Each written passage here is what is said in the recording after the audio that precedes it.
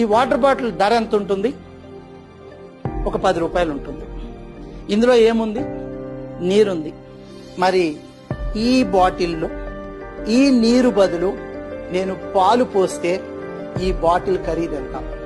ఇదే పాల బదులు ఇందులో పెట్రోల్ పోస్తే దాని ఖరీదెంత?